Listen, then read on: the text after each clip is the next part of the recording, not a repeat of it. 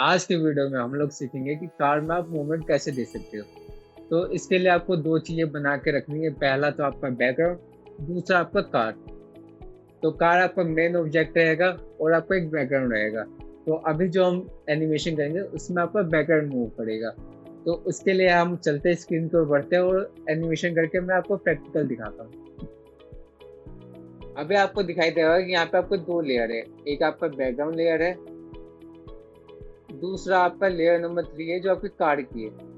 तो मैं इसको क्या करता हूँ, यहाँ पे रीनेम कर देता हूँ। एक आपकी कार होगी, दूसरा आपका बैकग्राउंड के लिए मैं बीजी लिख देता हूँ। ओके, तो ये दो है। अगर मैं इसके ऊपर क्लिक करता हूँ, डबल क्लिक करता हूँ,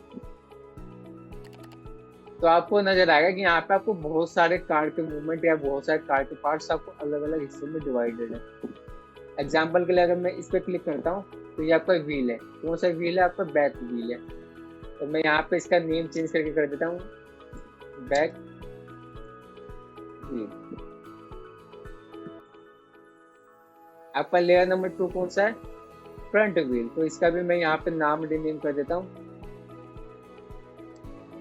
फ्रंट व्हील।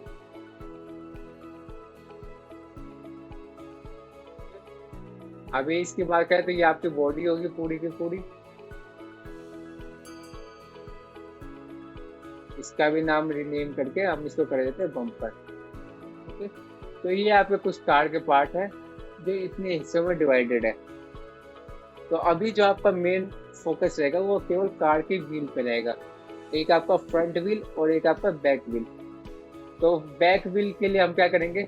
पहली बात तो हमें कुछ की फ्रेम ऐड करना होगा। कुछ फ्रेम ऐड कर लेते हैं, मान लीजिए 8 सेकेंड। हम 240 फ्रेम तक यहाँ पर मैं फ्रेम्स ऐड कर लेता हूँ। ऐड करने के बाद आपको क्या करना है कि अब आपके जो व्हील दिखाई दे रहे हैं इसके ऊपर मोशन देना है। तो अभी के लिए मैं बैक व्हील से स्टार्ट कर रहा हूँ। बैक व्हील के लिए आप क्या करना है, राइट क्लिक करना है। राइट क्लिक करने के बाद आपको यहाँ पे करना है क्रिएट मोशन टूल। जैसे आपका क्रिएट मोशन टूल अप्लाई हो जाएगा तो वैसे ही आपको प्रॉपर्टीज में जाना है। उसमें आपको एक फ्रेम ऑप्शन मिलेगा। फ्रेम ऑप्शन में आपको नीचे की तरफ आना है। एक ऑप्शन मिलेगा रोटेट। रोटेट ऑप्शन पे आपको फोकस करना है। रोटेट ऑप्शन में यहाँ पे जो नन दिखाई दे रहा है इसको चेंज करके मैं कर दूंगा काउंटर क्लॉकवाइज।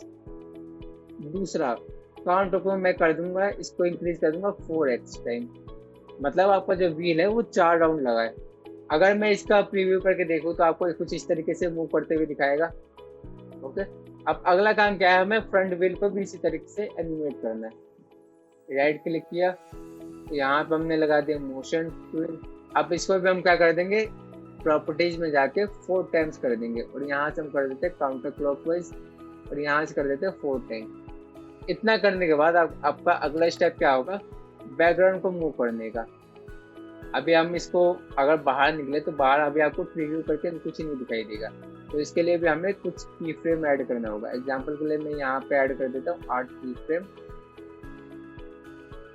ओके, अब अगली बारी आते हैं बैकग्राउंड की।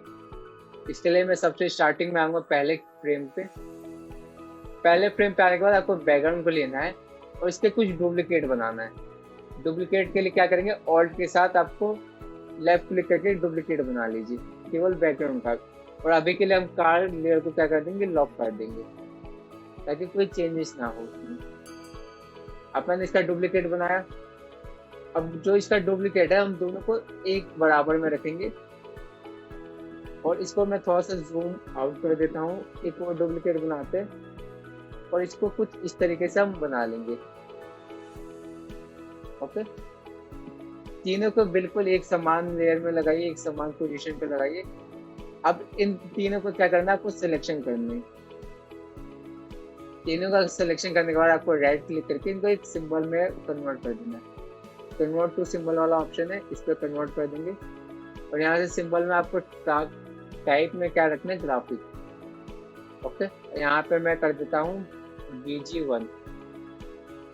ओके, और यहाँ से कर देंगे ओके। ठीक है, इसको मैं सबसे स्टार्टिंग में लेके आ गया। स्टार्टिंग में इसलिए लिखाया था कि आपको बैकग्राउंड पीछे की तरफ जाते हुए दिखे। अब मैं थोड़ा सा जूम इन करता हूँ। अब हमारा अगला काम क्या होगा, केवल बैकग्राउंड को मूव करना। मैं यहाँ पे क्या करता हूँ, यहाँ से बैकग्राउंड को लास्ट फ्रेम तक जाता हूँ और यहाँ पे लगा दूंगा एक की फ्रेम।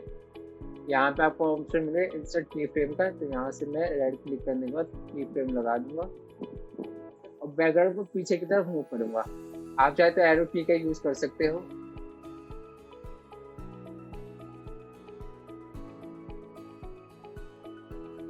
इतना करने के बाद आपको क्या करना है, इसके अंदर लगा देना क्लासिक ट्विन। क्लासिक ट्विन लगाएंगे तो आपका, अगर मैं आपको प्रीव्यू करके दिखाऊं, कंट्रोल के साथ एंटर प्रेस करेंगे तो आपका प्रीव्यू विंडो आ जाता है। तो आपका कार कुछ इस तरीके से मोशन में दिखाई देगा। आई होप आपको समझ में आ गया होगा। ये तो आपने एक 2D एनिमेशन का पार्ट देखा। अगर आपको कंप्लीट 2D एनिमेशन सीखना है एडोब एनिमेट, जिसमें हम सॉफ्टवेयर का यूज करते हैं, तो आप डिस्क्रिप्शन में दिए गए फॉर्म को फिल कर सकते हो। हमारी टीम आपसे कनेक्ट कर लेगी। मिलते हैं नेक्स्ट वीडियो में।